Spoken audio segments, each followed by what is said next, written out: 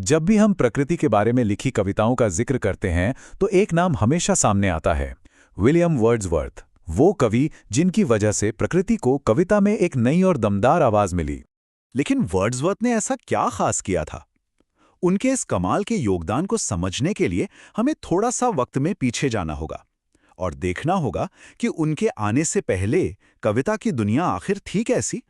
जरा सोचिए, एक ऐसी दुनिया जहां कविता का मतलब था राजाओं, रानियों और पौराणिक कहानियों का गुणगान, जिसकी भाषा इतनी मुश्किल और बनावटी होती थी कि वो आम इंसान की समझ से ही बाहर थी। उस दौर की यही हकीकत थी।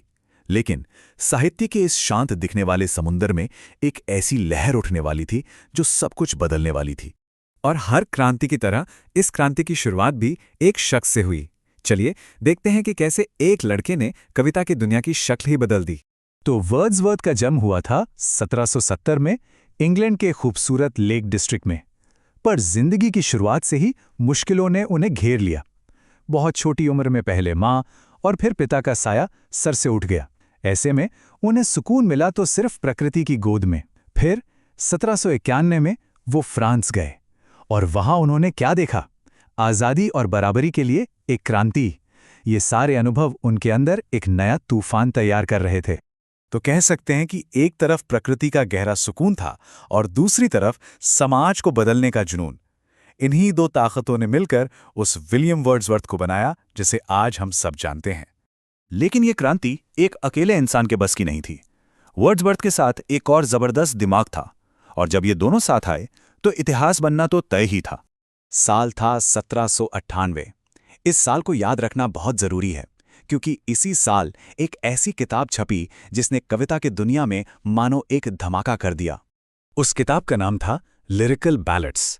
और ये सिर्फ एक किताब नहीं थी, ये एक ऐलान था। यहीं से जन्म हुआ एक नए आंदोलन का, रोमांटिक मूवमेंट। अगर इसे आसान भाषा में समझें तो जहां पुरानी कविता दिमाग से लिखी जाती थी, वहीं ये नई कविता सीधे दिल से निकलती थी। तो असल में बदला क्या था? सब कुछ। कविता अब बड़े बड़े महलों और मंदिरों से निकलकर गांवों और खेतों तक पहुंच गई थी। जहां पहले देवी देवताओं की कहानियां होती थीं, वहां अब आम किसानों, चरवाहों की बातें होने लगीं, वो भी उन्हीं की सीधी सादी और सच्ची भाषा में। वर्ड्सवर्थ ने कविता को एक नई परिभाषा दी थी। उन्होंने कहा, कविता ताकतवर भावनाओं का एक सहज प्रवाह है। मतलब अब बनावटीपन और दिखावा खत्म, सिर्फ और सिर्फ सच्ची और गहरी भावनाओं की बात होगी। तो वर्ड्सवर्थ की कविता लिखने की रेसिपी क्या थी? बहुत सिंपल। पहला कदम, जिंदगी या प्रकृति में किसी एहसास को पूरी गहराई से महसूस करो। दूसरा कदम, फिर शांति से बैठकर उस एहसास को अपने अंदर उतरने दो। और तीसरा कदम, उसी एहसास को एकदम सरल और ईमानदार शब्दों में बयां कर दो, बस। तो इस नई सोच, इस नई रेसिपी का नतीजा क्या हुआ? चलिए देखते हैं कि वर्ड्सवर्थ की कलम से कौन से मास्टरपीस निकले जो आज भी लोगों के दिलों में जिंदा हैं। उनकी कुछ रचनाएं तो अमर हो गई, जैसे द प्रेल्यूड।